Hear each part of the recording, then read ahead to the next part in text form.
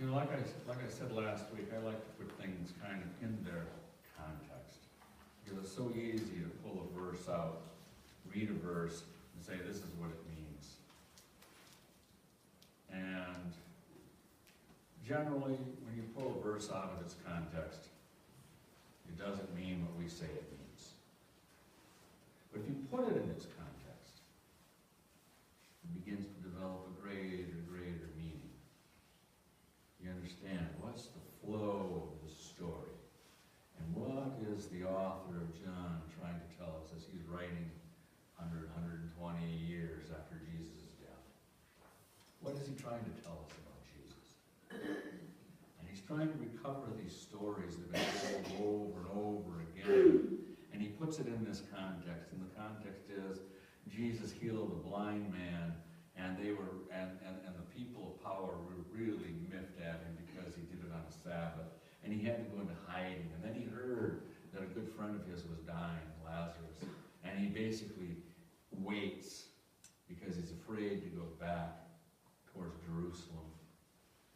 And then the blind man, this man Lazarus dies, and Jesus goes back anyways. He says, "I've got to do it." And at that point, Thomas says, "Well, if you got to go back, let us go back and we'll die with you. Because if you go back there, they're going to kill you."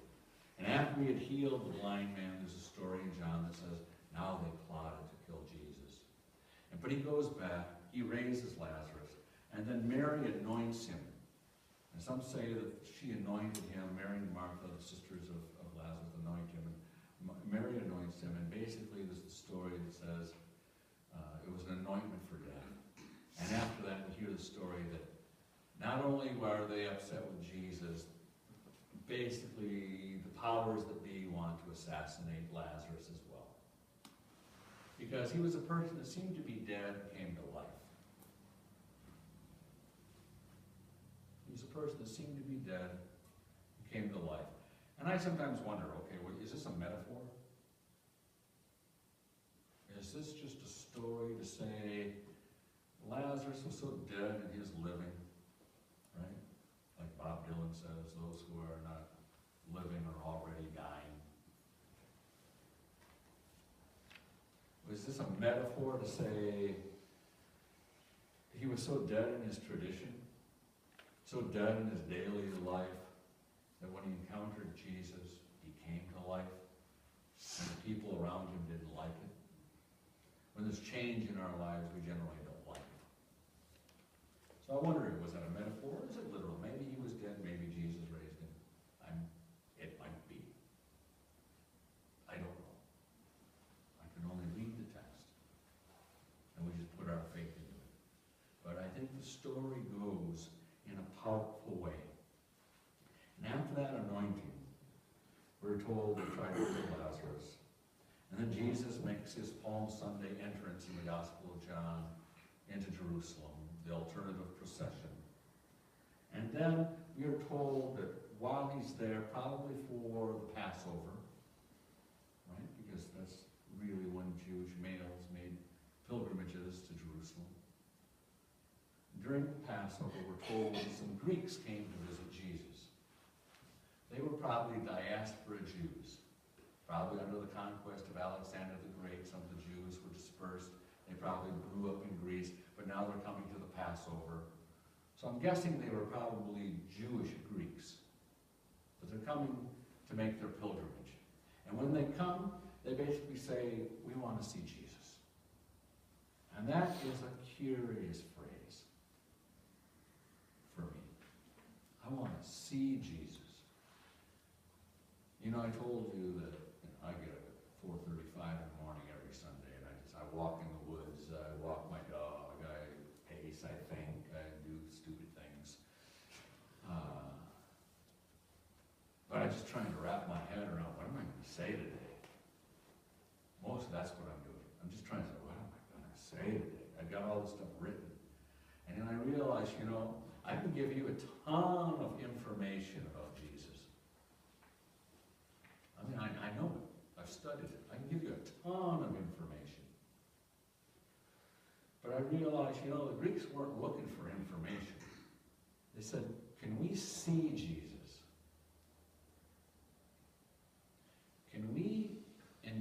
encounter Jesus. Don't give me a bunch of information, Andrew or Philip. Don't tell me you've gone to seminary. Tell me if we can actually encounter Jesus, if we can actually see him. And I got to thinking, oh my God, as I'm sitting there trying to catch it, ow! Started thinking, they don't want a bunch of information today. They want to know, just like me, what does it mean to actually encounter Jesus? What does it actually mean to experience Jesus in our lives? That's a hard question, because information is a lot easier. We can stay in our heads instead of our hearts.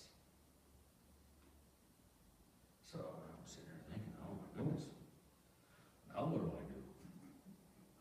I'm like an information machine. I mean, I read CNN, the New York Times, I read Fox News, I read La Repubblica from Peru, I read all this, and this is by 6 o'clock in the morning. I've read the newscast from, 2/3 of the world. I read the BBC, I read Guerrilla News. Now, I'm just like an information junkie. Oh, they don't want information, they want an encounter. They want an encounter. They want to know, what does the real presence of Jesus mean in my life? And then I realized, I'd kind of like to know that too. What does the real presence of Jesus mean in your life? If we went through the filters of Sunday school, if we went through the filters of confirmation, if we went through all the filters of our lives, all the pastors we've heard, in the end, like the Greeks, what do you want to see? What is it that you see in your encounter with Jesus?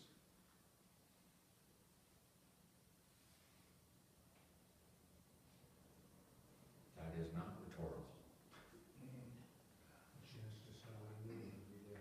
I want a chance to start anew every day.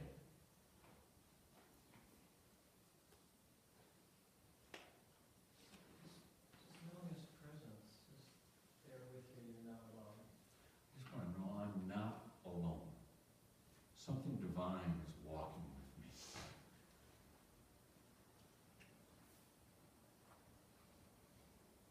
Now really, word to, what does the real presence of Jesus look like in your life?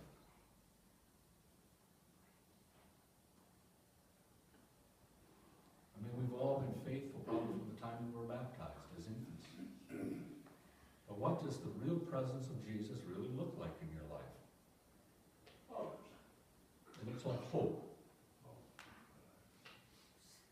Love. Did you catch that?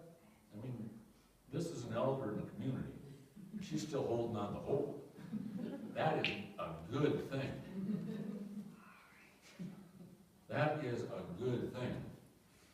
Thank you, Bert. What else would you like, Chair? Love. I would like to hold on to love. I would like to have the real presence of love in my life. Jesus is the real presence of love.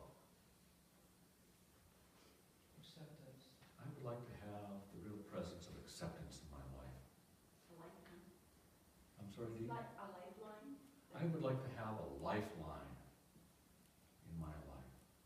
Something that just pulls me out of the places of brokenness and death. I would like to have that. A little line that just I can hold on to, just keep pulling on to, and get myself out of the quagmire of the brokenness and death in my life. Yeah. And tell me, what does a lifeline, what does love, what does grace, what does it taste like? What does it smell like? What does it feel like? What does it look like? What does it sound like in your lives? Grace, love, forgiveness, acceptance. How has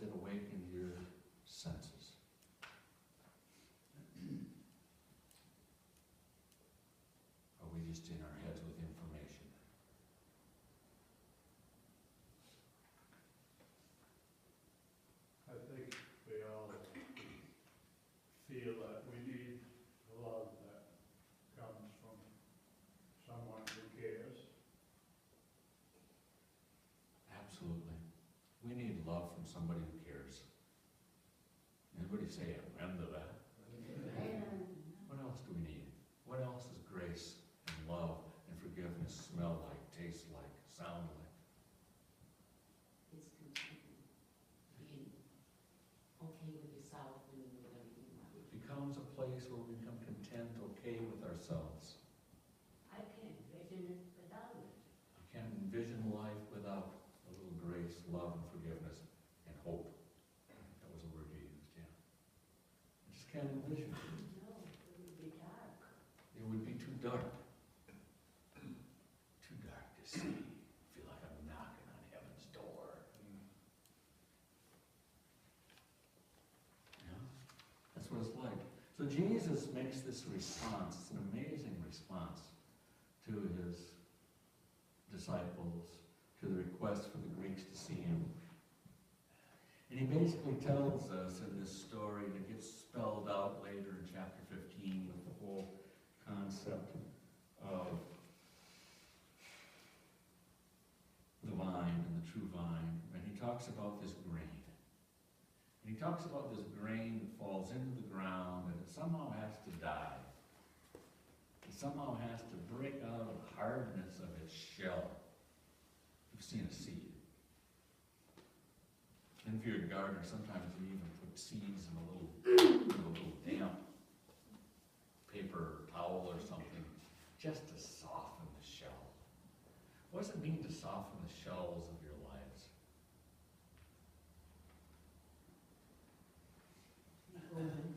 The hard outer coatings. What does it mean to actually soften those things? It opens us up to.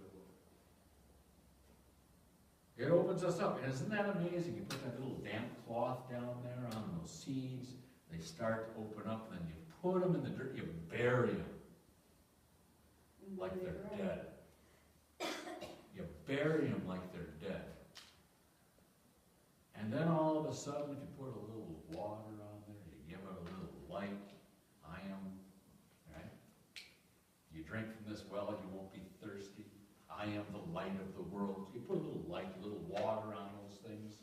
And what happens out of that soil? They grow. They start to rise up. And don't you see, this is exactly what Jesus is saying. He's saying, we have a lot of hardcore shells in our lives. So many places of brokenness that we become hard. We become coarse. We're like seeds sitting dormant until we're finally buried.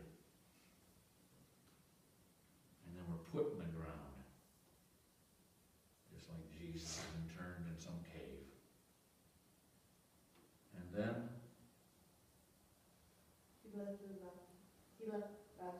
he lifts us up. We don't have that hymn today. I lift. We can change it. Right? But I mean, seriously, you get lifted up. And so that is precisely what Jesus begins to say. He says, I'm going to tell you what's going to happen to me. I am going to be crucified because the powers that be do not want to hear this message. And they are going to try to eliminate me. And it's called the crucifixion. Because they just don't want to hear this. The world will reject me, I think is what he said. But I will be buried like a seed, and I will rise again. And I will grow, and I will grow, and that will be the way in which you encounter me. When you can experience your own death, when you can experience your own brokenness, and you can see that your shell has been busted wide open, and that somewhere you will be buried in the ground, and somewhere the water and the light will make you live again. We call it resurrection. It's the Lenten journey. It is the Lenten journey towards exploring like that owl, the 360, taking every view of our life, getting a little night vision, getting a little vision in the midst of our darkness, and then saying, I will rise again. I will sprout.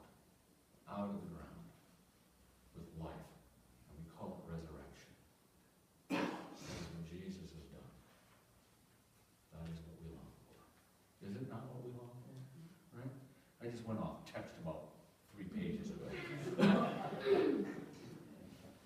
But, you know, it's just this idea that if we encounter Jesus, we see Jesus, we're just not informed about Jesus.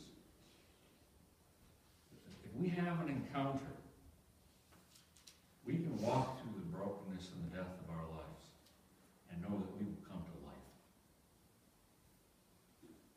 That was the message of Jesus. I think we should try to see Jesus